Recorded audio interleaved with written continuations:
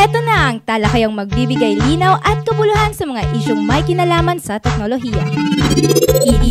Talakayan, kung saan ang IT ay hindi pang eksperto lamang, kundi kaalamang inilalapit sa bayan.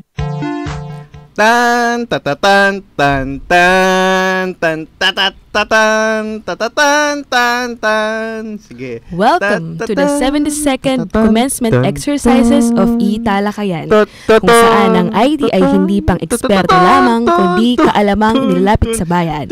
For most active, let's all welcome Mr. Mario Carrion.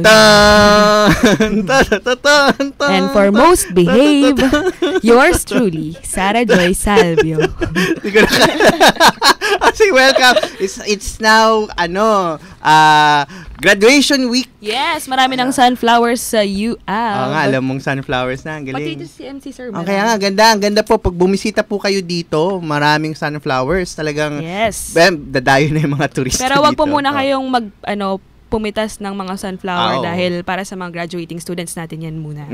Yun. So, after graduation, lanta na yan. Totoo. Yun. Nga pala, ingat pala po. Syempre, marami mapupuntang UP para magpa-picture. Meron kasi sa amin sa UP Baguio. Huwag ka magpa-picture kay Oblation until graduate ka. Kasi pag nagpa-picture ka kay Oblation, hindi ka gagraduate on time. Oo, Parang nagpa-picture naman ako kay Oble. Pero kinabahan ako. May ganon. May ganon. Pero may kwento nga. Pag nabangon yung grades ko, naku, nagpa-picture ako kay Oble. Merong nangyari na, hindi naman ako nagpa-picture kay Oble, but di ako nag-graduate on time, di totoo yan. Tapos may nakakita siya ng picture ng friend niya sa Oble, tapos andun siya sa background. Kaya, ayun, yun daw. So, yun lang po. Pero anyway, so, congratulations po sa lahat ng mga graduates. Congratulations sa lahat ng mga graduates. Okay. Magbabayad na po kayo ng buwis. Bawiin niyo yung ginastos sa inyo ng UP. Ayun po. So, magiging bum na kayo. Magiging bum. Okay lang yan. Basta, congratulations sa inyo. Alright. So, episode 72 na tayo. Yes. Ano nangyari last week? Last week, pinag-usapan natin ang technopreneurship. Ay, oo, tama. Yes, kasama natin si Mr. Ricky Velasco and Alvin Rosel of Enterprise. Okay, tapos alala ko yun, we talked about yung basically kung may idea ka, okay, kung may idea ka na pwedeng maging negosyo, even if wala ka masyadong background, they will provide for you mga tao, mga resources para maging para ma-fulfill mo ang pangarap mo in your technology development. Yes. Ayun yung astig dun eh. Especially yung mga bagong graduate ngayon, pwede kayong pumunta sa technopreneurship. Yun. Okay. Parang, oh no! Ang ganda ng episode. Sayang, hindi ko napanood. Joy, anong pwede kong gawin? Yan. So, kung hindi mo napakinggan ang aming previous episode live, so marami kang pwedeng gawin. So, pwede ka pumunta sa aming e-talakayan website sa ittc.up.edu.ph/e-talakayan at meron din kaming iTunes podcast. So, search nyo lang UP space e-talakayan and look for episode 71. And meron din kaming Facebook and Twitter page. So, sa Twitter, i-follow nyo kami on Twitter sa twitter.com/italakayan and sa Facebook. So, facebook.com/italakayan. So, pwede kayo mag-post ng inyong mga questions or mga pabati at pwede rin kayo manalo ng mga papremyo sa pamamagitan ng pakikinig sa episode na ito at pagsagot sa aming Facebook and Twitter questions of the day. Alright. So, okay. So, basta pamanood kayo. Bagong angle ngayon. Sa mga YouTubers, mapansin nyo, nakitang-kita nyo na ang DZUP Season 02. Talagang nasa booth talaga kami. Yes. Sa kaliwa kita naninibago. Ang bagong arrangement ay care of Trixie Obligacion. Try lang namin po. Ayun po. So, welcome po sa episode 72. And as usual, kung episode 72 po ito ng Ghost Fighter, thank you, Trixie. Ang nangyari dito, kasi nagkakaroon na sila ng mga kalaban na may special powers. Kalaban nila Eugene, nakakabasa ng utak. So, dali na kaya niya silang bugbugin. Tapos sabi ni Eugene, susuntukin kita ng diretsyo. So, nag-guard siya. As finain siya ni Eugene, minabug niya sa ilalim. So, ganun sila nanalo. Okay. At diniretso nga talaga niya. Okay, sige. Okay, Trixie, sige. Ingat ko kung pa-aksidente dyan. Ingat ka, Trixie. Okay. Sige, so yun lang po. Tuloy po namin yung ibibigay ang live update sa sa mundo ng Ghost Fighter. Oh, yeah. Ayun po. So anyway, let's go. What's today's episode all about? Yan, today, dahil ang ating theme for the month of April ay about IT and business. So, I think parang necessary din tong topic natin ito para sa gumagawa ng business sa magitan ng IT. Okay, so ang topic natin for today ay project management.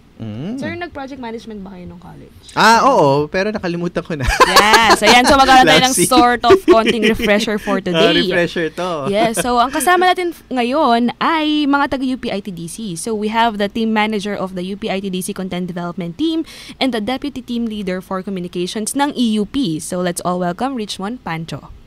Hello, magandang hapon. Yan si Mon po na siya before dito sa DZUP. Yes, sa isang programa called Cuadro Cantos. Cuadro Cantos. Na feeling ko ay off the air na ba ang Cuadro Cantos? Yes, off the air na siya. Ayan, so at kasama natin din ang team leader for communication, si Princess Nadi Abubakar. Hello. For the record, di po ako prinsesa. Hindi po. Hello.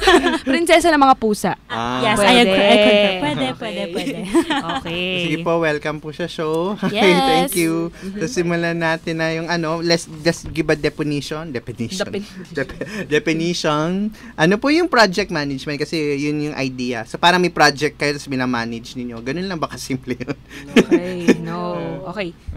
It's not that simple. Hindi siya ganun kadali. Parang, basically, pag sinasabi mong project management, ito yung application ng kung ano yung knowledge, yung kaalaman mo, plus yung tools na para ma-achieve yung isang bagay through a project. So, parang hindi lang siya bara-barang management. So, hindi talaga. So, kailangan may proseso, sistema. Oo, dapat. Okay. Ayun. So, ano yung parang, ano ba yung tawag dito? So, bakit natin kailangan ito? I mean, syempre, I guess, it's either this or magbabara-bara ka. Sige, gawin na lang natin 3 days bago mag-deadline. Parang feeling ko kasi parang 3 months matatapos na itong project eh. So, gawa lang. Wag nating i-predict kung anong timeline yan. So, paano? Bakit natin to kailangan? Yep. Yung Bara-Bara School of Management kasi okay yun accepting enrollees for 2013-2014. Yes, yung Bara-Bara School of Management kasi ang kaakibat niyan, maraming gastos, maraming yung outflow ng pera mo, hindi mo na nakikita kasi wala kang tracking system. Yes. Tapos kapag hindi rin solid or vivid yung pagkakaset mo ng mga goals and outputs at each intervals ng project mo, malamang wala ring follow through kasi wala kayong sinusundan na yung solid ba na game plan. Yes. Okay, so for every project dapat may planning na nagaganap. Tapos maganda rin siyang practice or tool kasi or method kasi nga ina-apply mo na yung natutunan ng iba. So for example, i-replicate mo lang yung isang project na nagawa na successful sa ibang bansa or sa ibang kumpanya. May mga best practices na sila na perfect. Tapos it's either i-adapt mo or kukunin mo, gagayahin mo, tapos i-modify mo ng konti. So ang pinaka-goal ng isang project manager is to succeed the expectations ng project and at the same time hindi mag-overshoot dun sa budget. Tsaka sa timeline. So, pag walang project management, gastos ng pera, hindi ka makahabol sa timelines, sa deadlines, tapos sakit sa ulo. Sakit sa ulo. For so, everyone. Pagod yung mga tao, tapos management pababa, sakit sa ulo yan. Alright. I guess pagbawas, kung simpleng project lang, syempre yung mga estudyante natin sa IT na naggumagawa ng mga machine exercise, isang tao lang yun, so di nila kailangan ng management masyado. Pero bawa malaking team na, ayun, kailangan na talaga. Yari, pag-set up ng information systems. Okay. Sige, maganda po yung simula ng ating discussion, pero break time muna po break tayo. Time. The time is 15 minutes past the hour of 1. Nag-practice. Ang DCUP 1602, kasapi po kami ng KBP, ang Kapisanan ng mga Broadcaster ng Pilipinas. Ito po yung DCUP 1602, kasali ka, sabay-sabay po tayo sa kasali ka. Okay, sige. So sa DCUP 1602, kasali ka! Talakayan. Alright. Tama na. Ayun, so babalik po kami. Okay, so continue po natin ang ating discussion tungkol sa project management. Yeah. So basically, kanina lang, bago mag-break, last week episodes kanina lang bago break, kailangan hindi bara-bara ang project. So kailangan pinagplaplanuhan. Huwag tayo mag-enroll sa Bara-Bara School of Management. Bara-bara School of Management. So I was thinking ngayon, for this particular segment natin, let's take us through a project. Kunwari, can you describe, let's say, meron akong malaking pinapagawa. Ano kayang pwede? Or ano muna, how would you, paano masasabi na isang bagay ay project siya? Ayun, yun muna. Sige, ano ba? Paano ba masasabing project ang isang bagay? Okay. Ang project kasi, by nature, ano siya, parang temporary. Yes. Hindi siya isang bagay na yung patuloy mong ginagawa na ilalabas. Minsan, yung pag-project, yung idea behind that, ay isang temporary na effort na ang outcome niya ay pwedeng long-lasting. Na tipong pangmatagalan siya or may mas significant siyang outcome na yung for this moment, gagawin siya para yung effect niya mas malaki. That is one thing. So, yun. But yung parang meron kang time frame, tapos meron kang set of activities para ma-achieve mo yung particular end na yun. Okay. Okay. So, for instance, sa isang construction company, yung pagbebenta ng products, hindi yun yung project. Ang project is, for example, for isang client, ganun, na parang pwede siguro for kung for example food business yan or may tatayo kayo na isang restaurant, may like yung dinideliver na food, pero yung meron kayong mga special things na, for example, may promo kayo for this month, yun ang yun yung project. Yun yung project. Okay. Pero something temporary, but it effect could be permanent or long-lasting. Ayan. So parang hindi yung restaurant mismo, hindi yung pagpatakbo ng hindi yung restaurant mismo. Pero parang temporary lang na parang, okay, 3 months, 1 year, parang pag isang project, 5 years project pa rin ba yun? O Pwede pa ba? EUP. 3-year project. Yes. Sabagay. Yes. 10 years. yung terminology nag-iiba kapag ini-implement mo na. So kapag nasa visionary phase ka pa, like planning, strategic planning, performance no, but kapag wala ka pang na-achieve na pag ginugrupo mo pa lang yung mga tao mo na mag-i-implement ng project talaga yung tawag sa kanya. Pero ngayon, like for example, sa EUP program na yung tawag namin kasi may mga output na kami, may mga milestones na kaming na ilalog for the past 2 years na tayo, no? So, program na yung tatawag mo sa kanya. So, magsisimula siya sa project, magiging program siya, pero at the end of the day, it's still a project na na-envision at some point. Okay. Pwede rin ba sabihin na syempre EUP malaki yun eh. So parang it's a program kasi it's composed of many projects. Pwede rin. Okay. Good. Okay. So can you give us a real life example of a project? Kahit simple lang or bawa ayun, can you describe, let's say meron kayong project, if hindi syempre kung hindi niyo pwede disclose okay lang. Pero just give us a simple example of yung mga steps na pinagdaanan ninyo. Like for instance, magre-request ang isang system office na wala kaming website, wala kaming system na magki-keep or mag-track nung documents namin, tapos naguguluhan kami.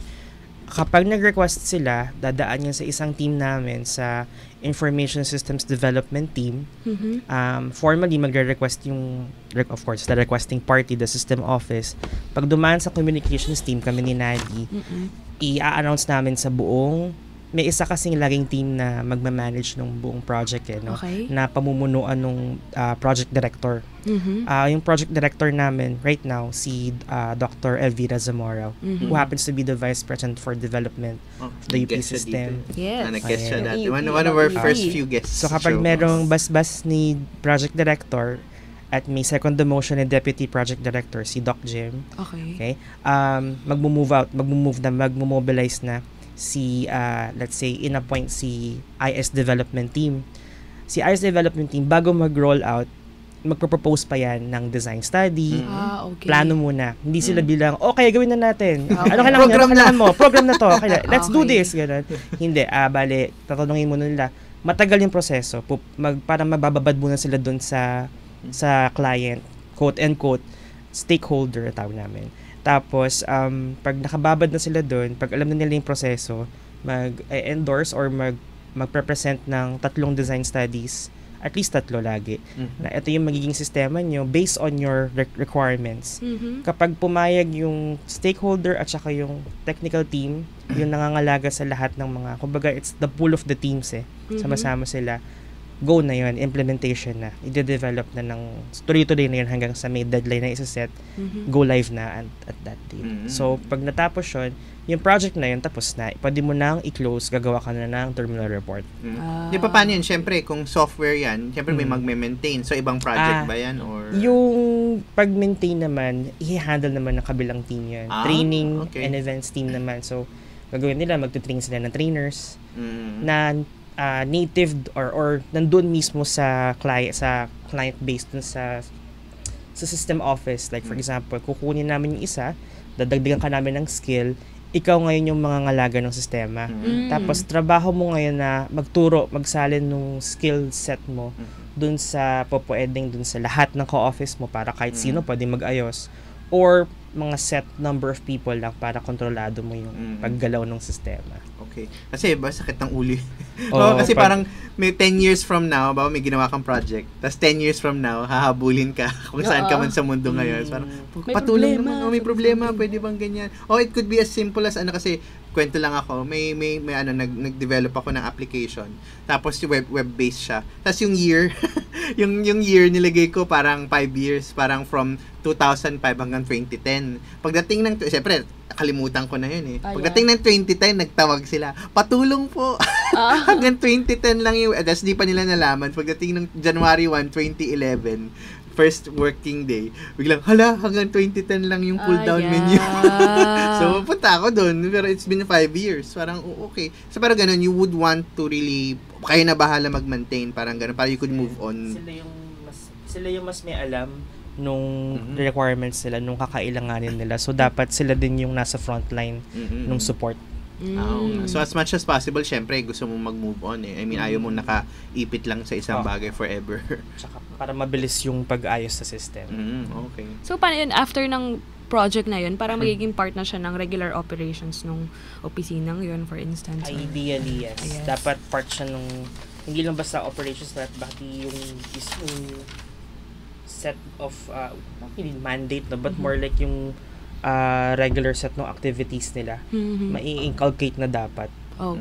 So may budget and all every year. May syempre bagong system yan So kayo rin ba ano yung term na yun, yung conflict management, hindi yung change management. Syempre may bagong app. Syempre kayo rin ba yung kina-consider nyo rin talaga yun as part of the project planning? Yes, definitely kailangan yun. Especially, for example, yung sa EUP.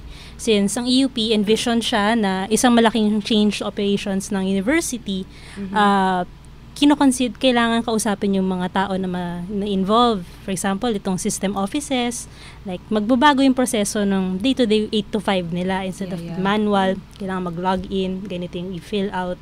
So, kailangan turuan din sila nun. At saka, kailangan din yung kasi nasanay na sila sa ganitong sistema. Yes. So, kailangan, din sila na hindi kayo matatamaan ng pagbabago. Parang na kasali kayo sa pagbabagong ito. Oo, kasali ka. Kasali ka. Exactly. Definitely. Pwede. Joke lang, may copyright naman. May connect. Award. Award nga. Ayun. Ano yung tanong ko? So change management, what are the other things na kina-consider ninyo? Magsa-start kayo ng project, parang siyempre kayo nagsiset ng deadlines or yung client? Well, EUP, meron talaga tayong deadline na set by the UP president. But for other things, like sa projects ng ITDC, if we have clients, usually they have their own idea na yung timeline, and then we will work with that. And sa tingin ko rin yung gagawa rin ng project, for instance, parang syempre i-consult muna kung gaano katagal nyo kaya tong matapos para magpo-propose siguro yung part, for instance, ng UP-ITDC kung ilang months pwedeng matapos yung development ng isang system or ng isang application, for instance. Oo. Pero I guess mahirap mag-time estimate kasi halimbawa, paggawa ng website, Tapos, okay, gagawa ka ng website, tapos parang unti-unting nagiging komplikado pala, at dahil palang sumusulpot. Paano niyo nilalabanan yung ganun? Nilalabanan. Yung mga ganun kasi dapat, yung sa pag-manage ng project, kailangan binabantayan mo din kung ano yung mga bagay na pumapasok. Minsan, yung mga malilit na pagbabago, yun ang nagiging mas malaki ang epekto sa yung kabuuan ng project. So, kailangan, yung lagi kang aware, minomonitor mo yung project. Like, EUP, maraming may bagong sistema, yung mga tao from the CUs, they will say, gusto namin ganito, gusto namin ganyan. So, kailangan, ang pinaka-importante, yung everyone is on the same page, may consensus tayo na, okay, ganito ang gagawin natin. Yan. Siyempre, yung mga changes na yun, di ba, meron rin siyang parang implications dun sa timeline, for instance. Parang nagpadagdag kayo ng something, ganito po, hahaba po yung time natin or madadagdag tayo ng budget. Ganun. Kailangan malinaw yung pagpapaunawa nyo sa kanila na ganito yung mangyayari kung idadagdag natin yung ganito. Or kung idadagdag natin ganito, ganito yung pwede natin gawin. Okay. Either dagdag sa oras o sa bayad or maghanap tayo ng isa pang paraan para yung yung mga expectations natin ay hindi natin susobrahan o yung hindi maaabot. Ito yung bagong project. Tama yan. Project. Pag hindi mahahabol sa deadline, gawin na natin yung bagong project. Okay. Para at least yung deadline hindi natin ma-neglect. Pero tatapusin niyo muna yung luma. Or syempre, definitely. Para hindi siya sabay-sabay. Okay. So, parang nakita ko nga dito na importante talaga yung communications kapag ikaw ay isang project manager. Yung skill, yung communication skills, ganyan. Or for a project, kailangan talaga parang merong communication counterpart or part yung isang proyekto. Kailangan may magaling makipag-usap. Oo. Kasi kung hindi, bara-bara rin. Bara-bara rin. Kasi planning rin eh. Actually, yun yung medyo scary kasi parang ang nangyari dito, may gagawin tayo. Then, project ninyo ng ilang months, ano dapat mangyari bawat buwan. Tapos yun nga, dapat alam ng lahat. Diba? Alam ng lahat na ito yung mga deadline natin. So, parang, parang yung, let's say, gagawa ka ng bahay, kumpleto na sa papel. Bago pa kayo huhukay, di ba? So, parang buo, bawat araw, hindi naman bawat araw, meron naman kayong, teka, pwede ba, may nagkasakit, pwede naman, may gano'n naman kayong leeway na konti. Yun, so, adjust na. Okay, sige. Okay. Sige, break ko muna. Sige, break tayo ngayon. Tama na, ayoko na, corny na. Ang oras ay 30 minuto makalipas ang 1:00 ng hapon. Ang DZUP 1602 ay kasapi ng KBP o Kapisanan ng mga Broadcaster ng Pilipinas. Alright. Sa DZUP 1602, kasali ka! Talakayan. Super crispy. Okay, sige po. Babalik po tayo. Yan, babalik. Yo, baby. Sorry po, di nyo nakikita yung ginagawa namin sa studio. At kung gusto nyong makita, tama. punta kayo sa YouTube. Search nyo Italakayan. Yun. So, mas makikita nyo yung mga ginagawa namin. Alright. So, anyway po, babalik po tayo. Mabilis lang po. I'll just have a quick IT trivia. IT trivia. Wala si Kuya. Matagal na natin ito ginawa eh. Anyway, so, sa mga since summer po, at syempre marami mga bata na nasa bahay or basically, gusto nyo maglaro ng computer game. Tapos, meron po kasi yung tinatawag na yung Steam. Hindi siya online game, more of, basically, it's a place, you could buy games there. Parang Google Play. Credit card. Pero yung thing doon is nakalagay sa account mo. Most of yung mga bagong games, BioShock, yung bagong BioShock Infinite. Yes, naka-host. Doon. So, yung Civ, siyempre sigurado, Civ 5. May bagong Worms. Laro ba kayo ng Worms dati? Worms 3D. Okay, wow. Yung uud sila na nagbabatuhan ng mga rocket. Parang dating Angry Birds. Anong taon yan, sir? Multiplayer Angry Birds. Basto sa Joy. Peace po. Ayun. So anyway, the thing there is pag binili ninyo online, kahit saan, pag lumipat kayo ng computer, basta mag-log on lang kayo dun sa account ninyo, ida-download nyo pa. Pero yun nga, the thing there is, yung binili mong, kasi most of the time, pag bibili ka ng game, yung original game, dun lang sa isang PC yun. Kung nasan yung solid na media. Dun na siya. Pero maganda sa Steam, halimbawa, nasira PC mo, and you have to buy a new one, mag-log on ka lang sa account mo, andun pa games mo. Hindi nawawala. Wait lang, ini-install siya sa PC. Ida-download mo pa rin. Pero automatic nang ida-download, automatic nang install. Tapos, Okay. pwede mo pang i-save yung games mo online. So, pag lumipat ka ng PC, meron kang may games ka sa laptop mo, tapos pag uwi mo sa bahay, Yung gusto save mo file mo, maglaro nasa internet pa nasa din. internet pa rin. So, yung kaya ako nainganyo bumili ng games kasi nagsisale sila. Parang 50 pesos isang game. Wait lang, BioShock is for what ano? It's a PC game. Akala ko PS3 siya. Meron doon. I wanna play. Games, may consoles. Ay, di ba, kinano mo sa akin yan kaya gusto ko laruin. Binasa ko na siya hanggang dulo. Sorry. Ay, spoiler. Ayoko. Di ko kwento. Maganda yung storya niya. Kinanto nga niya sa akin. Kaya gusto ko ano yun. Talaga? After everything, sa dulo talaga. Wow. Plano mo ba laruin? Kasi masarap yung ganda yung kwento niya. Sana. Wait, PC game siya. PC game siya. Oh. 50 pesos? May depende sa sale. Parang minsan nag-50% off, minsan 75%. Akala ko 50 pesos na lang. Hindi naman. Pero minsan nagna-90% off. Binili ko yung buong Grand Theft Auto. Grand Theft Auto 1, Grand Theft Auto 2, Grand Theft Auto San Andreas, Vice City, Grand Theft Auto 4, tapos Liberty City at yung dalawang expansion. Binili ko siya 500. Oo, lahat ng yun. Kasi dati, yung original na Grand Theft Auto 4, 3,000. Tapos nag-sale sila lahat nung games nila for 500 pesos. Parang ano lang mga Mac update bundles. Yun lang. So, Parang sa App Store. napapagasta ako minsan. Bumili ako ng train simulator kasi ano lang siya, 100 pesos lang. Uy, di ko nilaro. Di ko nilalaro. Parang nilaro ko once, tapos tinamad na ako. Pero yun nga, kasi 100 eh. So, uy, sale. Wala. So, merong ganun. Nakakaubos ng pera yon. Pero, the thing there is online na siya and then kahit lumipat-lipat Pero ka credit ng card PC. pa rin siya. Credit card So pa rin there's no siya. other way to pay like nung sa pinagsasabi niyo sa iTunes meron na nung card na pinibenta Tsaka sa meron Data din Blitz. sinabi sa akin si Sir, pwede for parang GCash. Oo. Oh, yeah. Pwede siya. Yung sa, parang debit siya. Oo, Yes, oo. yeah.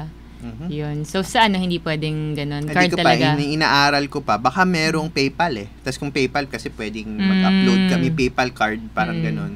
Yeah. Oh. Kasi quickly lang, syempre ng PayPal na tayo. May mga friends ako sa DeviantArt na pwede silang basically magko-commission, parang, uy pare, online, through email. Commissioned art. Pwede bang magpa-drawing? PayPal. Pa-drawing naman kasama ng girlfriend ko, parang yeah, gano'n. So, sila magdo-drawing, tapos babayaran nila online to PayPal, tapos pwede mong i-withdraw sa Metrobank, pagkaalam ko. Oo. Tsaka sa Union? Union Bank pala yun, Union Bank Union pala Bank, yun. So, yeah. may friend ako ganun, nagdo-drawing lang siya, tapos yun na lang, astig. Yeah. Ayun. Sige, yun lang That's po. true, that's true. I'll make Laro tayong BioShock later. Summer naman eh. Oo, masarap magpuyat. Pero anyway, so yun po, BioShock, magandang game.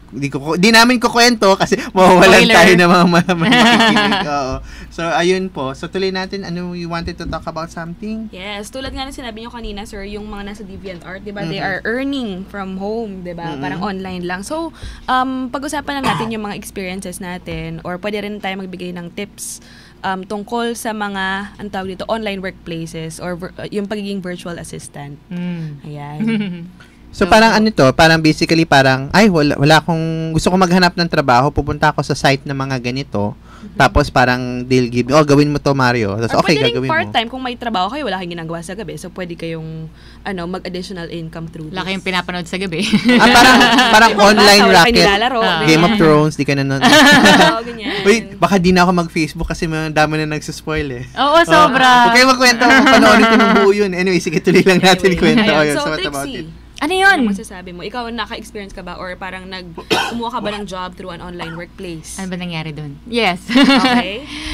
Yun din, parang summer, wala kang ginagawa. Kasi ideal din siya for kids. Yes. Students on break, di ba? So, summertime. And ang okay din naman dito is some of the work that they give you, talagang maikli lang. Yes. Hindi ganun kakain sa oras. Pero, depending on the client, worth it gawin. Yes. Parang ganun. So, I think there was one time, so meron akong pinuntahan na online business area. Yun. Pinapagawa sa akin was to transcribe recordings for a lawsuit. Oh, cool. So, kung gusto niyan, i-transcribe niya yung away nilang mag-asawa. Ilang oras? Di naman ganun. syempre, mapapagod naman yung mag-away ng mga...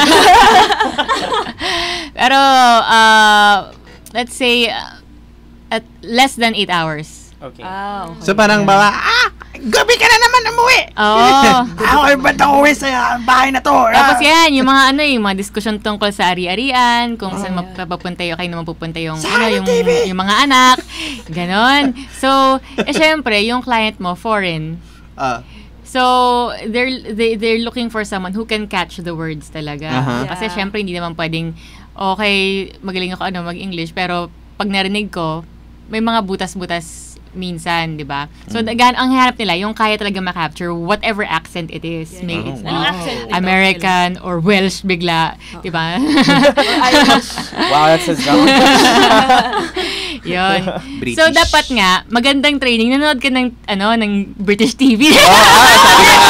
Sabi na nga, alam ko na yan eh. Manood po kayo ng Doctor Who. Hindi, honestly, it helped. Yung sa mga ganong klaseng project, nakatulong siya. Tapos, meron pang iba, kung medyo maganda yung, yung audio setup mo sa bahay or magaling ka mag-tweak ng mga ganyang bagay.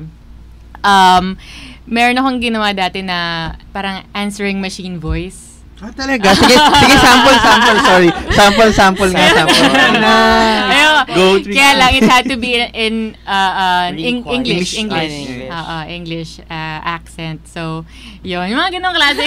Sige na, tutulak na. And then, there was this other one na, ginawa ko na talaga siya kasi free time and gusto kong kumita ng konti, di ba?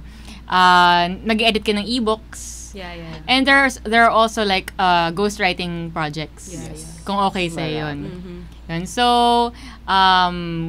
gusto ko sana magbigay ng tips, pero gusto ko muna marinig ang tips ni, baka mas maraming tips si Sir Richmond about it.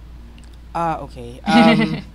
Well, yung experience ko naman mostly face-to-face talaga. Kasi project manager ako sa isang publishing firm, Big Dipper. Hi, Voltaire. Yung check ko wala pa. So, usually, strike anywhere yun. Pag may project, may libro, ganyan-ganyan. So, in my experience, I've read and researched on breeding cows. Wow! In Bukidnon. Wow, okay. Yes, for a book project. I've also have experience na writing about nuns. Mga joke. May 3 madre tumatawid ng kalsada. Yung ganun ba? It's mostly for their golden celebration, whatevs. Okay. So, I've been to pupunta ako ng Kabanatuan just because I need to research on a certain insect. Na ganun. So, sususatin mo siya. Ang hirap lang kasi sa ganung setup is lagari mode ka. If you're the project manager, you cannot say no. If the client wants you to write something, a 5,000-word article on cow breeding, which I did, which I wrote, which is proudly I'm part of that book. It's a history kasi of Bukidnon. So I know where our cows originated from. It actually originated from a university abroad. Wow. All our cows. Wow. Well, in Bukidnon. Yung mga Angus strain nila and what kung ano man transport yung cow. Yeah. Okay, sige. Special juice. Anyway. Bilhin natin yung libro para malaman natin. Pwede. And unfortunately, he cannot bring the cow kasi the cow might die sa travel. Okay. Ngayon ko lang na-gets. Slow Trixie, slow. So, yun.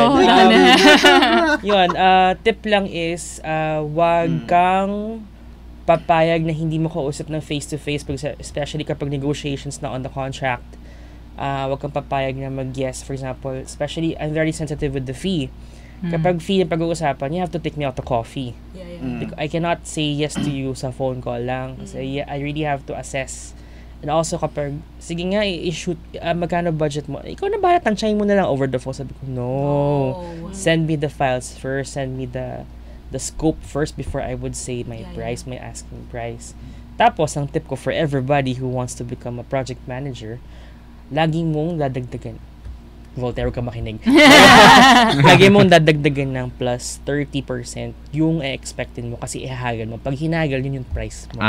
Parang para may lugar para magtawad. Parang pag tumawad, pag tinawaran ka ng client mo, doon pa rin yung gusto mong mangyari. Yeah, okay, thank you for that tip. 30%. The maximum na nagawa ko was 70% na meet niya plus 50% ng gusto ko. Nice. But it was a big project. At saka may cows involved. Yeah, and the cows.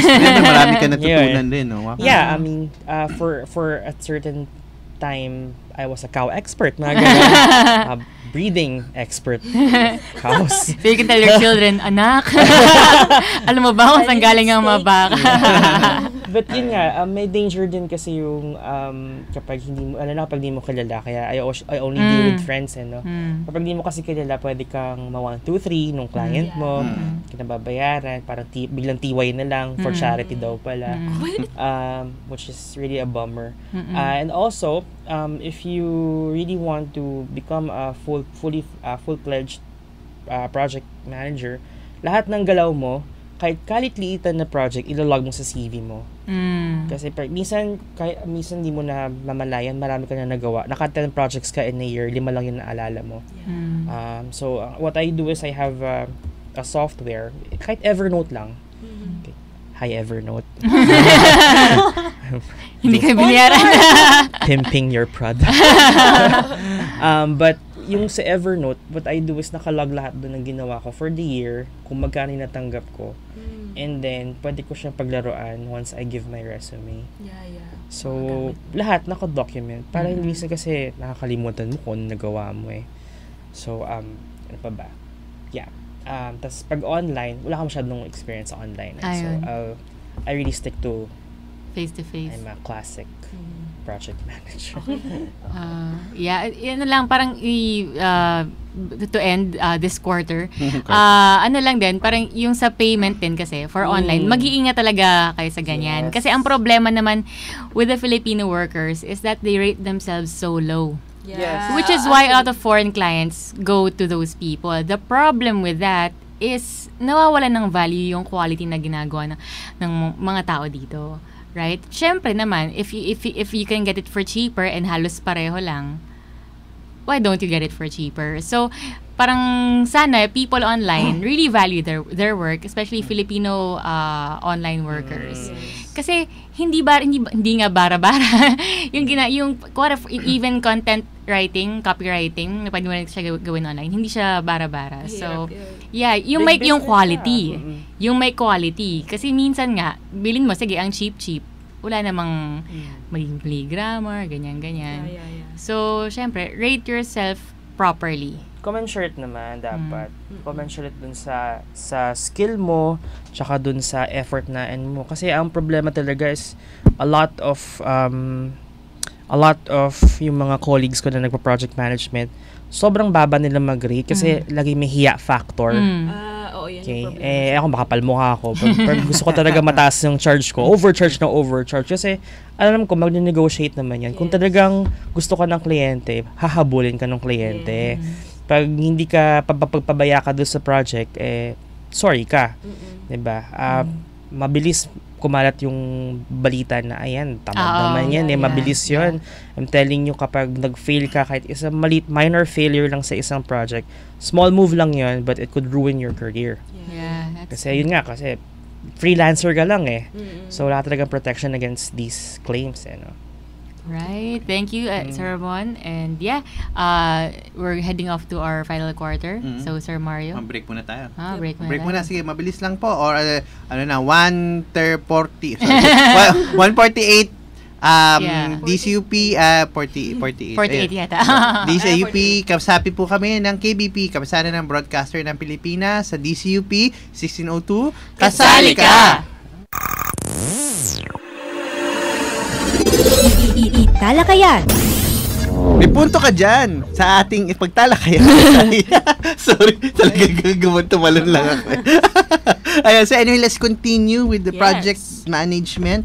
Let's talk about may mga gamit po ba kayo? Siyempre, ang karpentero gumagamit ng makina, martilyo. Ang sundalo, merong baril. Ang sundalo, may baril. Ang taxi driver, may taxi. So, anong ginagamit ng project manager? Project management tools. Yeah. Well, definitely, you have nandiyan yung MS Project. Yes. And then, meron ding alternative if you don't want to use Microsoft na yung project management nila, you can use yung open source, yung open project. And na freeware ba yung open project? Yes. Okay. Ginagamit din siya ng EUP. Kung so no one wants to use MS Proj, use open project. Okay. So, yan. What else? Other than that, kasi minsan kailangan natin na yung on the go, yung napupull up mo yung data mo, or you have it a repository that everyone can share. Talagang ginagamit for EUP Dropbox. And then, Google applications. So, yun. Yan. So, Google Apps, yung mga, yung paggamit din ng Google Drive. Definitely, yes. Ayan. If we need to share some documents for review or to track comments for certain documents, we use that so people can log in their comments. There's a reference point and then they can add the responses there.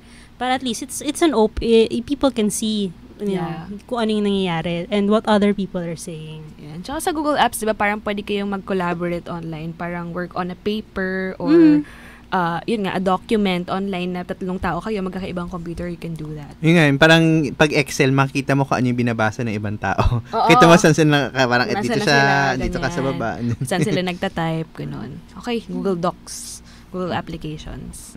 Ayan. Okay. Ano pa ba? Meron pa ba? May mga ibang open source na software na pang project managers talaga. If I only forget their names right now, no, but it's yung approach nila may pagka-social networking. As in, pwede mong i-like yung, for example, nag-post ng deadline, pwede mong i-like. Para may kayo ng like. Tapos, yung may commenting system pa siya. Like, for example, nag-request ka ng document, tapos, pinost mo dun sa wall nung isa mong colleague. Tapos, yung interface, parang Facebook or any generic na social networking site. Like, actually, it's more Google Plus kasi yung platform yata yung ginagaya. So, nakakainganyo magtrabaho kung ganun. Collaborative siya, tapos may pwede ka pa maglagay ng kung ano-anong emoticon. So, yan na minsan baka maingganyo masyado na trabaho, nakalimutan yung trabaho. No? Pero nag-comment. Tapos, mabalik ko lang yung open project, no? Ginagamit siya for mostly to track yung mga timelines. So, mga Gantt chart. Ang pinaka-function talaga niya is to create the Gantt charts. Usually, yung Gantt chart ng isang project, patong-patong yan. Tapos may mga milestones. May mga milestones. Kailangan clearly indicated yun. Tapos, may mga kung ano-anong araw. Pag isa natapos, pupunta doon sa isang Gantt chart. Minsan sabay. Ganun. So, pag gamay ng isang project manager yun, hindi siya mawawala. Tapos may mga, may mga, for example, kung nagkaroon na escalation something, may event na nangyayari, may kakibat siya na action plan na mangyayari, mag-kick in siya doon. Okay. So, ganun. Alright. Ano pa ba? And how about yung skills naman ng project manager? Ano ba dapat nyo, ano yung essential skills ng isang project manager? Time management, number 1. Okay, next to that, communication. You have, kailangan marunong ka magpaliwanag sa mga tao na ito ang expectations, ito yung kailangan natin gawin. Kailangan malinaw ang pagkakasabi mo para pagdating sa yung execution na yung gagawin niya na yung proyekto, alam na ng mga bawat tao kung anong gagawin nila, anong kailangan maigawa nila, maibigay nila para katapusan nun ay maayos ang yung pagtayo ng sistema. Okay, so kailangan magaling ka rin magbigay ng parang instructions. Kaakibat din nun, people skills. Kailangan marunong ka makibagay or at least tansyahin mo kung sa ganitong tao, ganito yung approach mo. Marunong kang bumasa ng tao. Marunong ka din, yes. Mahalaga din yun. And at the same time, yung alam mo how to parang i-maximize yung skills ng isang tao na to sa project na ito para hindi mo parang sasabihin dito ka lang. Kung may alam kang ibang bagay na mas makakatulong para sa ating proyekto, ay gamitin ito. So, at least, para makita din nila yung growth nila sa loob ng proyekto. Hindi lang sila na nalilimitahan lamang sa isang bagay. So, para resourceful ka din dapat. Oo. Na yung papahalagahan mo din yung kanilang skill sets. Yes. So, yan. Okay. Meron pa ba? follow through. Okay.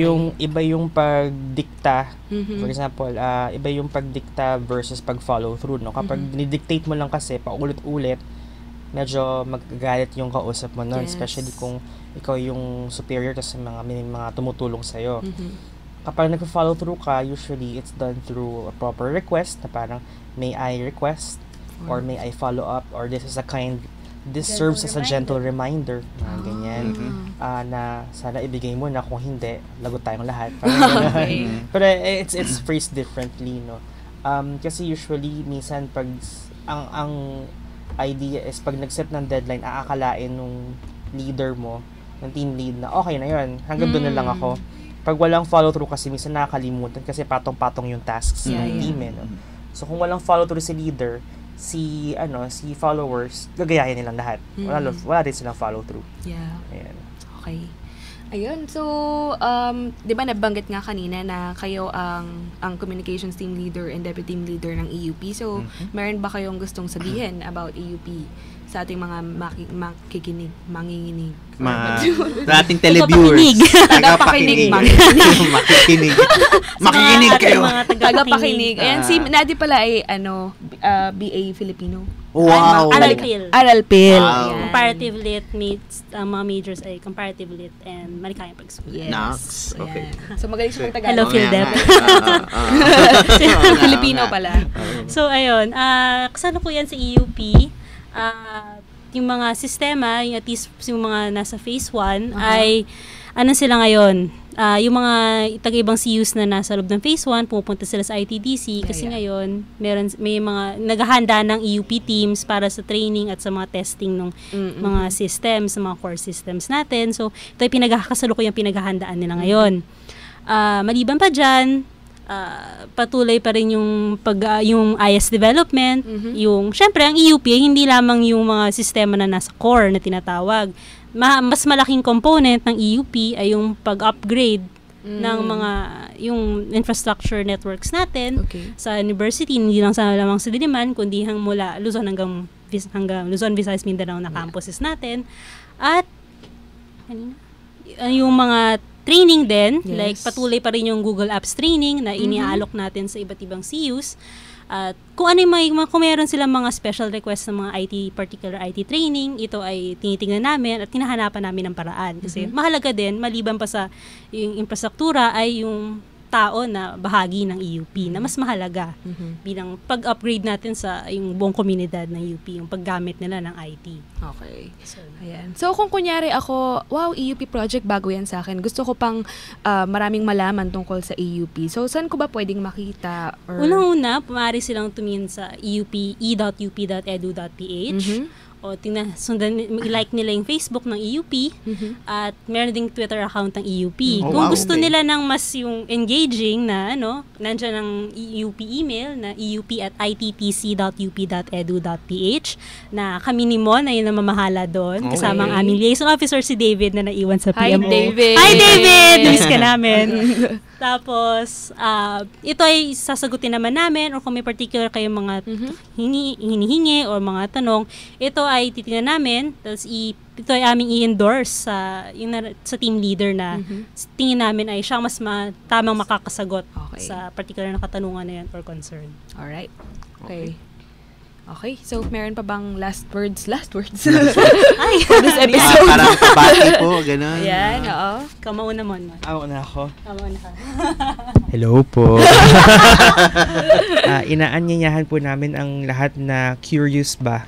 At kung gustong nyo pong malaman ng mas malalim ang EUP program, program na siya.